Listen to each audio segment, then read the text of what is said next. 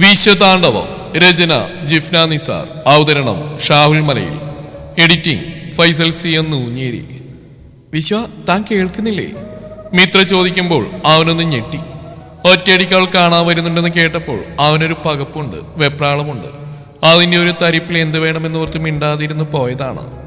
ഉണ്ടടോ, താൻ പറയും.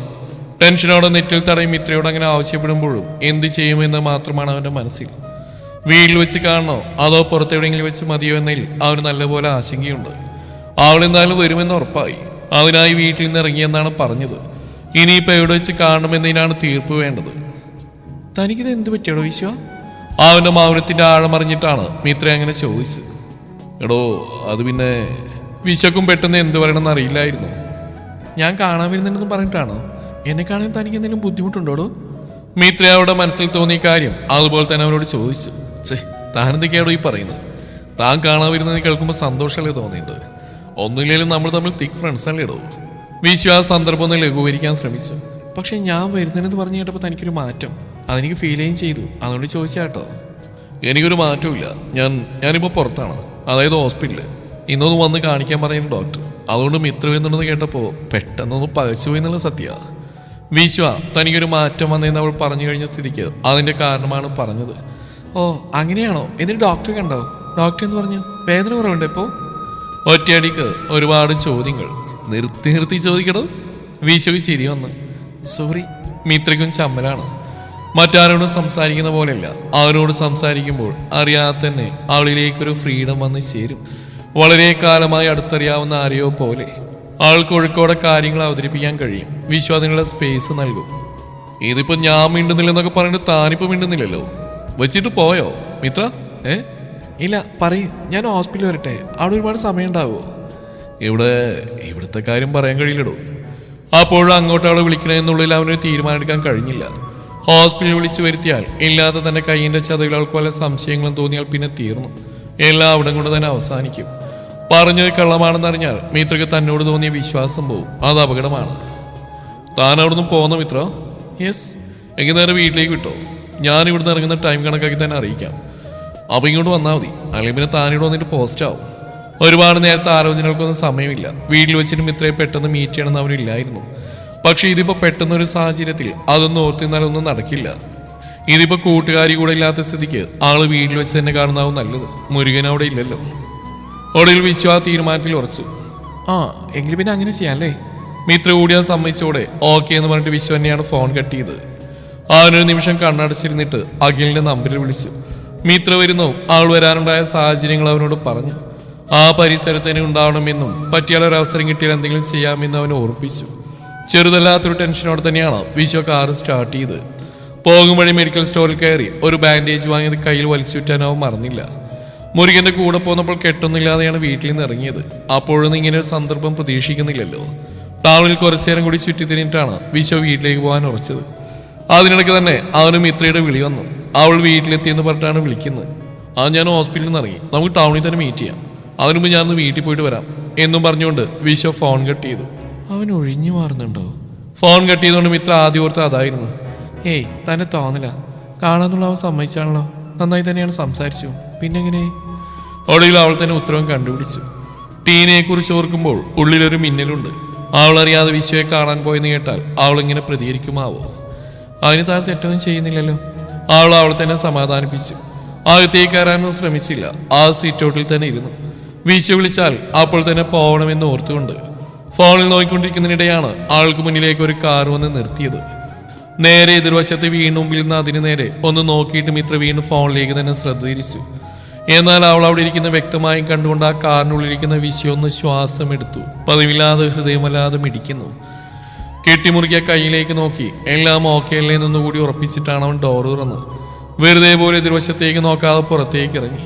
ഗേറ്റ് തുറക്കാനെന്ന പോലെ മുന്നോട്ട് നടന്നു. ഡോറ് തിരിച്ചടച്ചും ഗേറ്റ് വല്ലാത്ത ശബ്ദത്തിൽ വലിച്ചോറുന്നുമെല്ലാം ഒരൊറ്റ ഉദ്ദേശത്തിൽ തന്നെയായിരുന്നു. പ്രതീക്ഷിച്ച പോലെ തന്നെ വലിയൊരു ശബ്ദം കേട്ടതിന്റെ അലവസരത്തിൽ മുഖമുയർത്തി നോക്കിയ മിത്ര തൊട്ടുമുന്നിലെ റോഡിനപ്പുറം വിശ്വയെ കണ്ടതും ആദ്യമൊന്ന് ഞെട്ടിക്കൊണ്ട് എഴുന്നേറ്റു.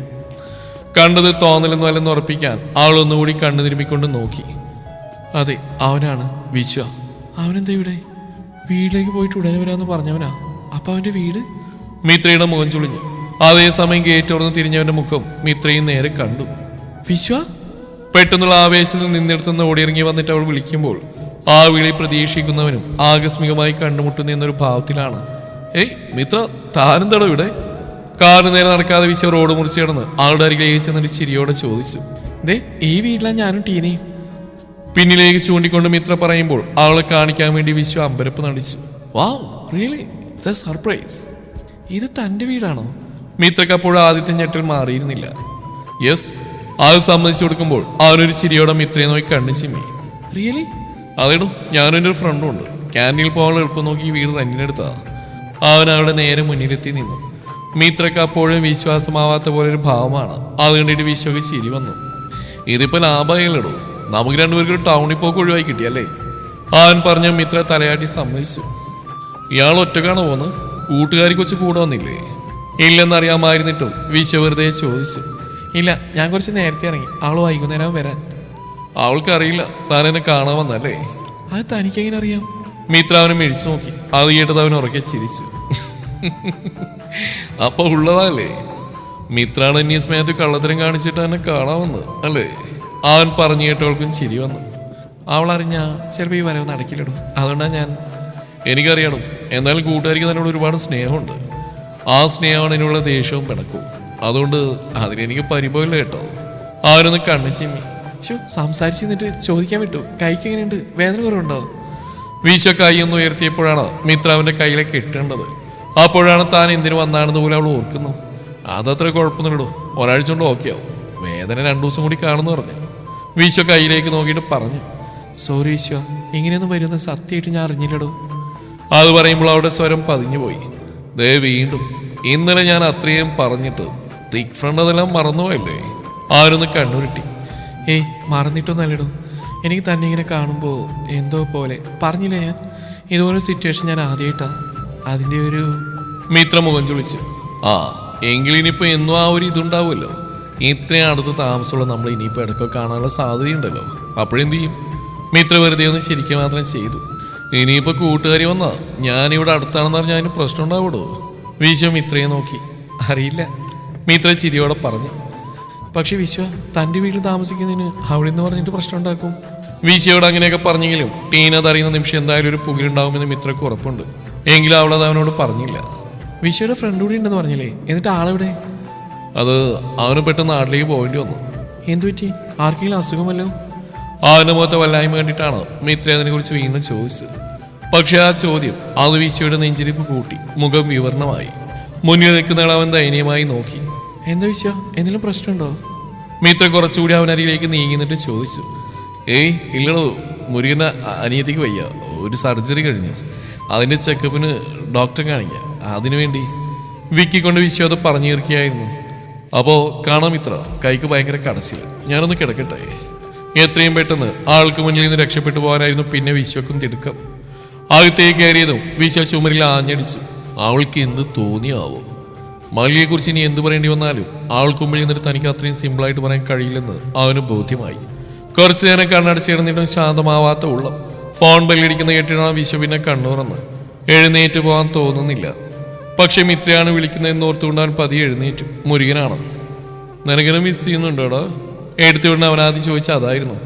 വിശ്വക്ക് വെറുതെ ദേഷ്യം വന്നു. ആ ദേഷ്യം തന്നെ അതുപോലെ മാനസികാവസ്ഥയിൽ ഒറ്റക്കായി പോയതുകൊണ്ടാണെന്ന് അവൻ അറിയാം.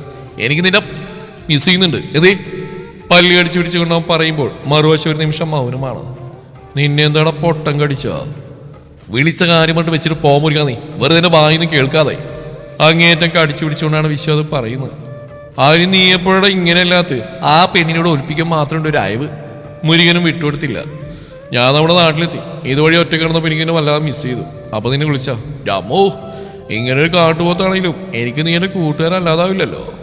അതുകൊണ്ടല്ലേ എടുത്ത് വെളിക്കളാതെ ഇപ്പോഴും ഞാൻ നിന്നെ കൂടെ കൊണ്ട് നടക്കുന്നു. അതിന്റെ അഹങ്കാരം നിനക്ക് കുറച്ചൊന്നുമല്ല. എല്ലാം എനിക്കറിയാം കേട്ടോ.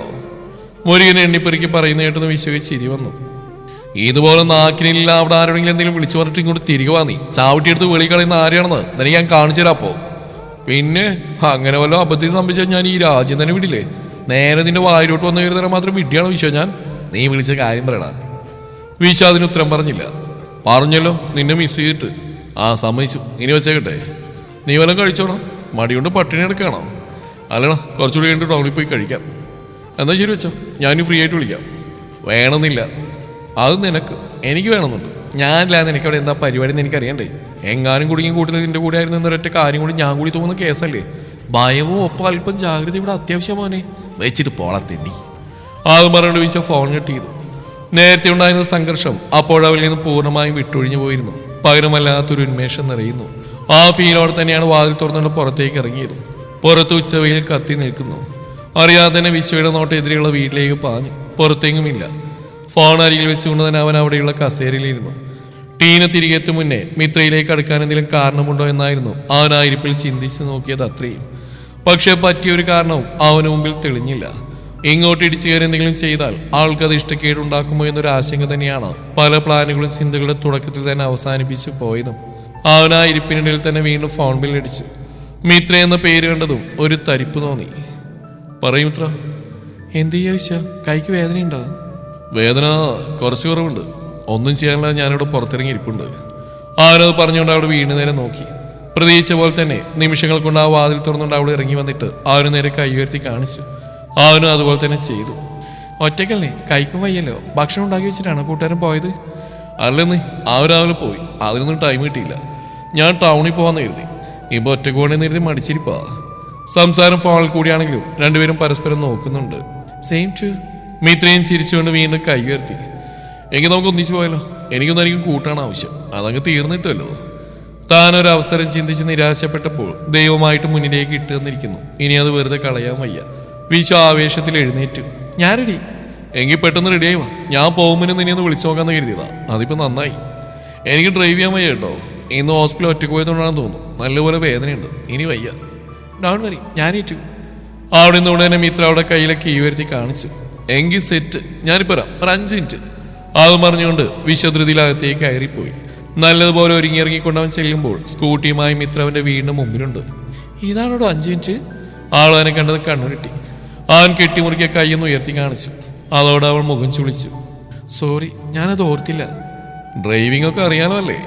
പുറത്തേക്ക് ഇറങ്ങി ഏറ്റടക്കുന്നതിടെ വിശ്വകൂട്ടമായ ഒരു ചിരിയോടെ ചോദിച്ചു. അതെന്താണോ അങ്ങനെ ഒരു ടോക്ക്? മിത്ര അവനെയും തുറിച്ചു നോക്കി. ഒന്നുമില്ല, കൊണ്ടുപോയി ഉരുട്ടിയിടുമെന്നറിയാൻ ചോദിച്ചു പോയതാ. ഫ്രണ്ട് ക്ഷമി. അവനവളെ നോക്കി കണ്ണു ചിമ്മി കാണിച്ചു. അതിപ്പോ ഡ്രൈവിംഗ് അറിയുന്നവർ പോലും കുത്തിമറിഞ്ഞ് വീഴുന്നില്ലേ ഫ്രണ്ട്? അതുകൊണ്ട് ഇങ്ങോട്ട് ധൈര്യമായിട്ട് കയറിയിരിക്കുക. ഒക്കെ നമ്മുടെ വിധി പോലെ ഇരിക്കും. മിത്ര ചിരിയോടെ പറഞ്ഞു. ചുണ്ട് അടിച്ചു പിടിച്ച് തലയാട്ടിക്കൊണ്ട് അവൾക്ക് പുറകെ കയറി. പോവില്ലേ? മിത്ര പിന്നിലേക്ക് നോക്കി ചോദിച്ചു. പോ. ആളെ ചേർന്നിരിക്കുന്നതിന്റെ വിറയിൽ പുറമേ കാണിക്കാതെ അവനും ചിരിയോടെ പറഞ്ഞു. മിത്ര വണ്ടി മുന്നോട്ടെടുത്തു. മിത്രക്ക് പ്രത്യേകിച്ച് മാറ്റമൊന്നുമില്ല. പോകും വഴിയെല്ലാം അവൾ നന്നായി സംസാരിക്കുന്നുണ്ട്. എന്നാൽ വിശ്വ എത്ര ശ്രമിച്ചിട്ട് അവനതിന് പറ്റുന്നില്ല. അത്ര ഒട്ടിപ്പിടിച്ചിട്ടല്ലെങ്കിൽ കൂടിയും ആളോട് ചേർന്നുള്ള ആ ഇരിപ്പും ആളുടെ സംസാരവും ചിരിയും, പിന്നെ അവളിൽ നിന്ന് ഒഴുകി വരുന്ന മനം മയക്കുന്നൊരു ഗന്ധവും, മുഖത്തേക്ക് പാറി വരുന്ന പട്ടുനൂൽ പോലെയുള്ള മുടിയിഴകളും പലപ്പോഴും അവന്റെ ഹൃദയതാളം പിഴച്ചു. എല്ലാം കൂടി ഒരൊറ്റ നിമിഷം കൊണ്ട് ഏതോ മാസ്മരിയിലോ എത്തിച്ചേർന്ന പോലൊരു ഫീലാണ് അവനുള്ളിൽ കൂടി. എങ്കിലും അതും ഇത്രയും അറിയിക്കാതിരിക്കാനുള്ള കഠിന ശ്രമത്തിലാണ് വിശ്വയും. ഇത്രയും അരികെ, ഇത്രയും അടുപ്പത്തോടെ തന്നോട് ഇതുവരെ ഒരു പെൺകുട്ടി സംസാരിച്ചിട്ടേ ഇല്ലെന്ന് കൂടി അവൻ ഓർത്തു. അതിനിടയിൽ അധികം തിരക്കില്ലാത്ത, അത്രയും വലുതല്ലാത്ത ഒരു കടയ്ക്ക് മുന്നിൽ മിത്ര വണ്ടി ഒതുക്കി. ഇറങ്ങിക്കോ, ഇനി ഞാനെന്തെങ്കിലും മിണ്ടണെങ്കിലേ അകത്തോട്ട് വല്ല ഇട്ട് കൊടുക്കാതെ വയ്യ. രാവിലെ വീട്ടിൽ നിന്ന് ഇറങ്ങും വഴി ചായ കുടിച്ചാ, സമയം 1 കഴിഞ്ഞു. അത് പറഞ്ഞുകൊണ്ട് ഹെൽമെറ്റ് ഒരു സ്കൂട്ടിലേക്ക് വെച്ചുകൊണ്ടാണ് മിത്ര ഇറങ്ങിയത്. ചിരിയോടെ നിന്നല്ലാതെ വിഷയമൊന്നും പറഞ്ഞില്ല. അത്യാവശ്യം തിരക്കൊണ്ട് അവർ അകത്തേക്ക് ചെല്ലുമ്പോൾ. ഇനിയും വെയിറ്റ് ചെയ്യേണ്ടി വരുമോ ഫ്രണ്ടേ? ദയനീയമായി മിത്ര ചോദിക്കുക. വിശ്വ ചുറ്റും നോക്കി. ഫാമിലി റൂം ഒഴിവുണ്ട് സാർ, അങ്ങോട്ട് ഇരുന്നോളൂ. അവരുടെ നോട്ടം കണ്ടിട്ട് ആ കടയിലെ സ്റ്റാഫ് വന്നിട്ട് പറഞ്ഞു. താങ്ക്സ്. അതും പറഞ്ഞിട്ട് വിശ്വക്ക് മുന്നേ മിത്രയാണ് ആദ്യം അങ്ങോട്ട് നടന്നു. ചോറ് പറയട്ടെ വിശ്വ? കൈ കഴുകിക്കൊണ്ട് വരുന്നവർ നോക്കിയവൾ ചോദിച്ചു. അത് വേണോ? ആന് വലതയിലേക്ക് നോക്കി. തനിക്ക് ചോറ് പറഞ്ഞോ? എനിക്ക് പൊറോട്ടയോ മസാല ദോശയോ മതി. അതാ ഈ അവസ്ഥയിൽ കഴിക്കാൻ എളുപ്പം. അതോടെ മിത്രയുടെ മുഖം ചുളിഞ്ഞു. ഒരു സ്പൂൺ കിട്ടിയ പ്രശ്നം തീരില്ലേ? വേണ്ടടോ, എനിക്ക് പിന്നെ അത്രയും വിശപ്പൊന്നുമില്ല. ഞാൻ ഹോസ്പിറ്റലിലേക്ക് പോകാൻ വഴിയാ ചായ കുടിച്ചത്. മിത്രയ്ക്ക് പിന്നെ എതിർക്കാൻ കഴിയാത്ത വിധം വിശ്വ തന്നെയാണ് അവൾക്ക് ചോറ് അവന് പൊറോട്ടയും ഓർഡർ ചെയ്ത്. തിക് ഫ്രണ്ടിന് വേണമെങ്കിൽ ഞാൻ വാരി തന്നുകൊണ്ട് ഹെൽപ്പ് ചെയ്യായിരുന്നു. മിത്ര ഒരു ചിരിയോടെ വിശ്വയെ നോക്കി. ഓഹോ, എങ്കിലും ആദ്യം തന്നെ പറയണ്ടേ? മിസ്സായിപ്പോയി. സാറില്ല, നെക്സ്റ്റ് ടൈം. അവനൊന്ന് കണ്ണു ചിമ്മി കാണിച്ചു. കഴിക്കുന്നതിനിടയിലും മിത്ര സംസാരിക്കുന്നുണ്ട്. തനിക്ക് അവൾക്കിടയിലുള്ള അകലം പാടെ അവസാനിച്ച പോലെ ഒരു തോന്നലാണ് വിശ്വക്ക് അവളെ നോക്കുമ്പോൾ. അവന്റെ മുന്നിലെ പാത്രത്തിൽ നിന്ന് അവളാണ് പൊറോട്ട കീറി കുഞ്ഞു കഷ്ണമാക്കി കൊടുത്തത്. അവൾ നോക്കുമ്പോൾ, സംസാരിക്കുമ്പോൾ, ചിരിക്കുമ്പോൾ, തന്നോട് കാണിക്കുന്ന അടുപ്പം കാണുമ്പോൾ അവനുള്ള തുടിക്കും. ഇന്നോളം ആരോടും തോന്നാത്ത പോലൊരു പറഞ്ഞു ഫലിപ്പിക്കാൻ കഴിയുന്നില്ലേലും അവൻ ആ ലഹരി അനുഭവിക്കാൻ കഴിയുന്നുണ്ട്. പക്ഷേ മനസ്സൊന്ന് തരളിതമാവുന്ന തൊട്ടടുത്ത നിമിഷം താൻ എന്തിനാണ് വന്നതെന്നുള്ള ഓർമ്മ അവന് വന്ന് പൊതിയും. അതോടെ മിത്രയ്ക്ക് നേരെ മുഖമുയർത്തി നോക്കാൻ കൂടി വയ്യാത്ത കുറ്റബോധം നിറയും. ഹലോ, എന്തോർത്തിരിക്കുക, കഴിക്കുന്നില്ലേ? മിത്ര തട്ടി വിളിക്കുമ്പോഴും വിശ്വ ഞെട്ടിപ്പോയി. തന്റെ മുഖത്തുള്ള വിളർച്ച അവൾ അറിയാതിരിക്കാൻ അവനൊരു ചിരിയെ കൂട്ടുപിടിച്ചു. വിശ്വ വേണ്ടെന്ന് പറഞ്ഞിട്ടും മിത്ര തന്നെയാണ് അവൻ വന്നപ്പോഴേക്കും ബില്ല് കൊടുത്തത്. Thick friend പിണങ്ങില്ലേ? ഫ്രണ്ട്സ് തമ്മിൽ ഇത്ര ഫോർമാലിറ്റീസ് ഒന്നും കാണിക്കാറില്ല. അവിടുന്ന് ഇറങ്ങുമ്പോഴും മൗനമായിരിക്കുന്ന വിശ്വക്ക് നേരെ നോക്കി മിത്ര കളിയോടെ പറഞ്ഞു. അതിനാദ്യമായിട്ടാ എനിക്കൊരു പെൺകുട്ടി ഇങ്ങനെ തിക് ഫ്രണ്ടായിട്ട് വരുന്നത്. ആണുങ്ങളോട് ഇടപെട്ട് മാത്രം ശീലമുള്ള പല വിവരങ്ങളും കാണിച്ചേക്കും. തിരുത്തിയേക്കണേ. വിശ്വയും ചിരിയോടെ പറഞ്ഞ് അവൾക്കൊപ്പം നടന്നു. പൂക്കുകയാണോ പ്രണയത്തിന്റെ തണൽമരം ഇരുവർക്കുമിടയിൽ? കാത്തിരിക്കാം. ഈ കഥയുടെ ബാക്കി ഭാഗം നാളെ ഇതേ സമയം.